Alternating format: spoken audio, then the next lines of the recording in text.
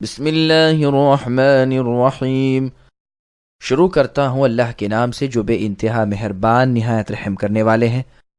انا اعطیناک الکوثر فصل لربک وانحر ان شانئک هو الابتر۔ یقیناً ہم نے تمہیں اے نبی حوض کوثر اور بہت کچھ دیا ہے، پس آپ اپنے رب کی نماز پڑھیں اور قربانی کیجیے، یقیناً آپ کا دشمن ہی بے نام و نشان ہے۔ سامعین، اب ان آیتوں کی تفصیل سماعت کیجیے۔ شان نزول اور نہر کوثر۔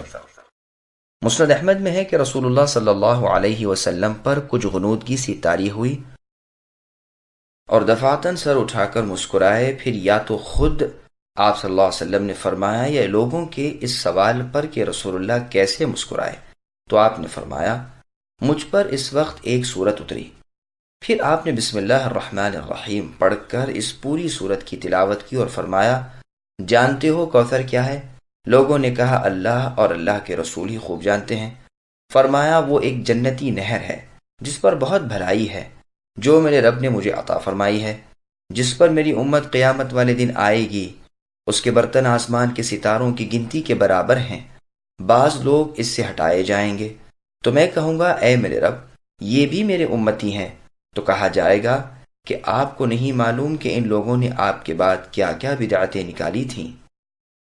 یہ حدیث مسند احمد کی ہے۔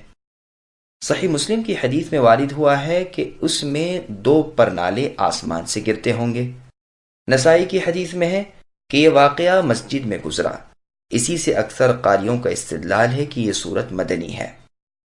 بعض فوائد کا ذکر، اور اکثر فقہا نے اس حدیث سے استدلال کیا ہے کہ بسم اللہ الرحمن الرحیم ہر صورت میں اس کے ساتھ ہی نازل ہوئی تھی اور ہر صورت کی ایک مستقل آیت ہے۔ مسند احمد کی ایک حدیث میں ہے رسول صلی اللہ علیہ وسلم نے اس آیت کی تلاوت کر کے فرمایا کہ مجھے کوثر عنایت کی گئی ہے جو ایک جاری نہر ہے لیکن گڑھا نہیں ہے، اس کے دونوں کنارے موتی کے خیمے ہیں، اس کی مٹی خالص مشک ہے، اس کے کنکر بھی سچے موتی ہیں۔ مسند احمد نیز بخاری کی روایت میں ہے کہ معراج والی رات نبی صلی اللہ علیہ وسلم نے آسمان پر جنت میں اس نہر کو دیکھا اور جبرائیل علیہ السلام سے پوچھا کہ یہ کون سی نہر ہے؟ تو جبرائیل علیہ السلام نے فرمایا یہ کوثر ہے جو اللہ تعالیٰ نے آپ کو عطا فرمائی ہے، اور اس قسم کی بہت سی حدیثیں ہیں اور بہت سی ہم نے سورہ اسراء کی یعنی بنی اسرائیل کی تفسیر میں بیان بھی کر دی ہیں۔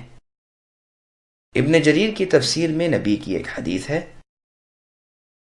کہ کوثر کا پانی دودھ سے زیادہ سفید ہے اور شہد سے زیادہ میٹھا ہے، جس کے کنارے دراز گردن والے پرندے بیٹھے ہوئے ہیں۔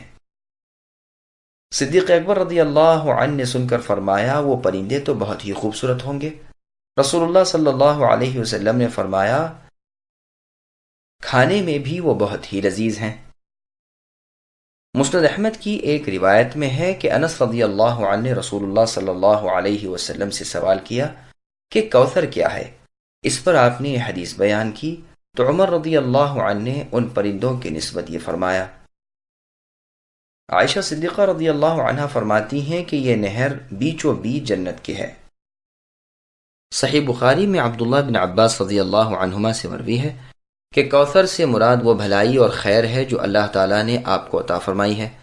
ابو بشر رحمۃ اللہ علیہ کہتے ہیں کہ میں نے سعید ابن جبیر رحمۃ اللہ علیہ سے یہ سن کر کہا کہ لوگ تو کہتے ہیں کہ یہ جنت کی ایک نہر ہے، تو سعید نے فرمایا وہ بھی ان بھلائیوں اور خیر میں سے ہے جو نبی صلی اللہ علیہ وسلم کو اللہ تعالیٰ کی طرف سے عنایت ہوئی ہیں۔ اور بھی ابن عباس رضی اللہ عنہما سے مروی ہے کہ اس سے مراد بہت سی خیر ہے، تو یہ تفسیر شامل ہے حوض کوثر وغیرہ سب کو۔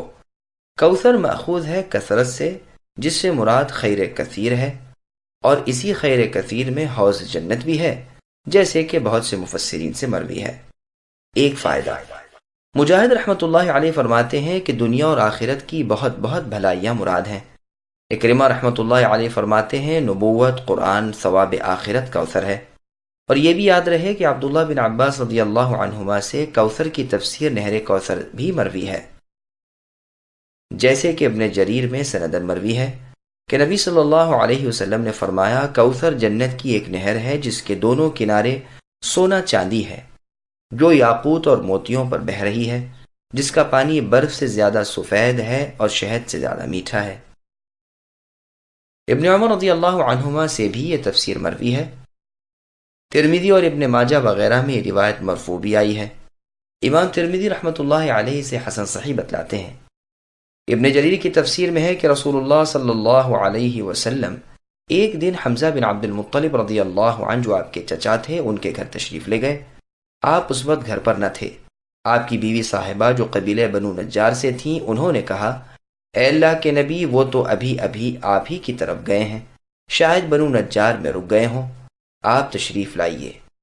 نبی صلی اللہ علیہ وسلم گھر میں تشریف لے گئے تو آپ کی چاچی نے آپ کے سامنے ملیدہ رکھا جو آپ نے تناول فرمایا۔ چاچی خوش ہو کر فرمانے لگی کہ اللہ رچائے بچائے، اچھا ہوا کہ خود تشریف لے آئے، میں تو حاضر دربار ہونے کا ارادہ کر چکی تھی کہ آپ کو حوض کوثر عطا ہونے کی مبارکباد دوں۔ مجھ سے ابھی ابو عمارہ نے کہا تھا۔ رسول اللہ صلی اللہ علیہ وسلم نے فرمایا، ہاں، اس حوض کی زمین یاقوت اور مرجان اور زمرد اور موتیوں کی ہے۔ اس کے ایک راوی حرام بن عثمان ضعیف ہیں، لیکن واقعہ حسن ہے، ثابت ہے، اور اصل تو تواتر سے ثابت ہو چکی ہے۔ کوثر کیا ہے؟ بہت سے صحابہ رضی اللہ عنہم اور تابعین رحمۃ اللہ علیہم وغیرہ سے ثابت ہے کہ کوثر نہر کا نام ہے۔ پھر ارشاد ہوتا ہے کہ جیسے ہم نے تمہیں خیر کثیر عنایت فرمائی اور ایسی پرشوکت نہر دی، تو تم بھی صرف میری ہی عبادت کرو، خصوصاً نفل، فرض نماز اور قربانی اسی اللہ وحدہ لا شریک لہ کے نام کی کرتے رہو، جیسے اللہ نے ایک دوسرے مقام پر فرمایا، قل ان صلاتي ونسكي ومحياي ومماتي لله رب العالمین لا شریک لہ وبذلك امرت وانا اول المسلمین۔ یعنی آپ اے نبی کہہ دیجئے کہ بے شک میری نماز اور میری قربانی اور میرا جینا اور میرا مرنا اللہ ہی کے لیے ہے، جو پالنہار ہے تمام جہانوں کے، جن کا کوئی شریک نہیں ہے، اور اسی بات کا مجھے حکم ملا ہے اور میں سب سے پہلے فرما بردار ہوں۔ مراد اس آیت میں قربانی سے اونٹوں کا نحر کرنا، یعنی ان کو ذبح کرنا وغیرہ ہے۔ مشرکین سجدے اور قربانیاں اللہ تعالیٰ کے سوا اوروں کے نام کی کرتے تھے، تو یہاں حکم ہوا کہ تم اے نبی صرف اللہ تعالیٰ ہی کے نام کی مخلصانہ عبادتیں کیا کرو۔ ایک اور جگہ اللہ نے فرمایا، لا تأکلوا مما لم یذکر اسم اللہ علیہ وانہ لفسق، کہ جس جانور پر اللہ کا نام نہ لیا جائے اسے نہ کھاؤ، یہ تو فسق ہے۔ نحر سے کیا مراد ہے؟ اور کہا گیا ہے کہ مراد ونحر سے دائیں ہاتھ کا بائیں ہاتھ پر نماز میں سینے پر رکھنا ہے۔ یہی علی رضی اللہ عنہ سے غیر صحیح سند کے ساتھ مروی ہے۔ شعبی رحمۃ اللہ علیہ اس لفظ کی یہی تفسیر کرتے ہیں۔ ابو جعفر باقر رحمۃ اللہ علیہ فرماتے ہیں کہ اس سے مراد نماز کے شروع کے وقت رفع الیدین کرنا ہے، اور یہ بھی کہا گیا ہے کہ مطلب یہ ہے کہ اپنے سینے سے قبلے کی طرف متوجہ ہو۔ یہ تینوں قول ابن جریر رحمۃ اللہ علیہ کی تفسیر میں منقول ہیں۔ عطا خراسانی رحمۃ اللہ علیہ فرماتے ہیں، ونحر سے مراد یہ ہے کہ اپنی پیٹھ رکوع سے سر اٹھائے تو اعتدال کرو اور سینے کو ظاہر کرو، یعنی اطمینان حاصل کرو۔ یہ سب اقوال تو غریب ہیں، اور صحیح پہلا قول ہے کہ مراد ونحر سے قربانیوں کا ذبح کرنا ہے۔ اسی لیے رسول مقبول صلی اللہ علیہ وسلم نماز عید سے فارغ ہو کر اپنی قربانی ذبح کرتے تھے اور فرماتے تھے، جو شخص ہماری نماز پڑھے اور ہم جیسی قربانی کرے اس نے شرعی قربانی کی، اور جس نے نماز سے پہلے ہی جانور ذبح کر لیا اس کی قربانی نہیں ہوئی۔ ابو بردہ ابن نیار رضی اللہ عنہ نے کھڑے ہو کر کہا کہ یا رسول اللہ، میں نے نماز عید سے پہلے ہی قربانی کر لی، یہ سمجھ کر کہ آج کے دن گوشت کی چاہت ہوگی۔ نبی نے فرمایا، بس وہ تو کھانے کا گوشت ہو گیا۔ صحابی نے کہا، اچھا اللہ کے رسول، اب میرے پاس ایک بکری کا بچہ ہے جو مجھے 2 بکریوں سے بھی زیادہ محبوب ہے، کیا یہ کافی ہوگا یعنی قربانی دینے میں؟ نبی نے فرمایا، ہاں تجھے تو کافی ہے، لیکن تیرے بعد 6 مہینے کا بکری کا بچہ کوئی اور قربانی نہیں دے سکتا۔ یہ روایت صحیح بخاری میں ہے۔ امام ابو جعفر محمد ابن جریر الطبری رحمۃ اللہ علیہ فرماتے ہیں کہ ٹھیک قول اس کا ہے جو کہتا ہے کہ اس کے معنی یہ ہیں کہ اپنی تمام نمازیں خالص اللہ تعالیٰ ہی کے لیے ادا کرو، اللہ کے سوا کسی اور کے لیے ادا نہ کرو۔ اسی طرح اللہ کی راہ خون بہائیے، کسی اور کے نام پر قربانی نہ کیجیے۔ اللہ کا شکر بجا لائیے جس اللہ نے آپ کو یہ بزرگی دی اور وہ نعمت دی جس جیسی کوئی اور نعمت نہیں، آپ ہی کو اس کے ساتھ خاص کیا، یہی قول بہت اچھا ہے۔ محمد بن کعب القرظی اور عطا الخراسانی رحمۃ اللہ علیہ کا بھی یہی قول ہے۔ پھر ارشاد ہوتا ہے کہ اے نبی، آپ سے اور آپ کی طرف اتری ہوئی وحی سے دشمنی رکھنے والا ہی قلت و ذلت والا، بے برکتہ اور دم بریدہ ہے۔ یہ آیت عاص بن وائل کے بارے میں اتری ہے۔ یہ آدمی جہاں رسول صلی اللہ علیہ وسلم کا ذکر خیر سنتا تو کہتا، اسے چھوڑ دو، دم کٹا ہے، اس کے پیچھے اس کی نرینہ اولاد نہیں، اس کے انتقال کرتے ہی اس کا نام دنیا سے اٹھ جائے گا۔ اس پر یہ مبارک صورت نازل ہوئی ہے۔ شمر ابن عطیہ رحمۃ اللہ علیہ فرماتے ہیں کہ عقبہ ابن ابی معیط کے حق میں یہ آیت اتری۔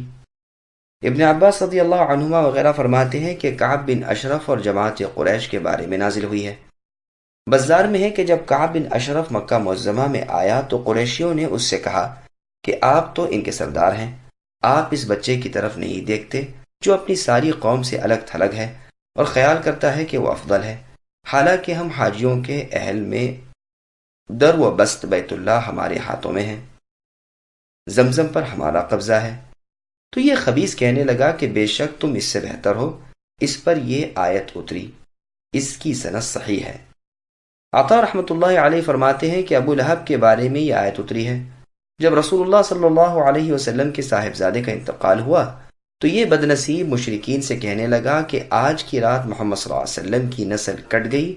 اس پر اللہ تعالیٰ نے یہ آیت اتاری۔ ابن عباس رضی اللہ عنہما سے بھی یہ منقول ہے۔ آپ یہ بھی فرماتے ہیں کہ اس سے مراد رسول صلی اللہ علیہ وسلم کا ہر دشمن ہے، جن جن کے نام لیے گئے وہ بھی اور جن کا ذکر نہیں ہوا وہ بھی۔ ابتر کے معنی ہے تنہا۔ عرب کا یہ بھی محاورہ ہے کہ جب کسی کی نرینہ اولاد مر جائے تو کہتے ہیں بتارا۔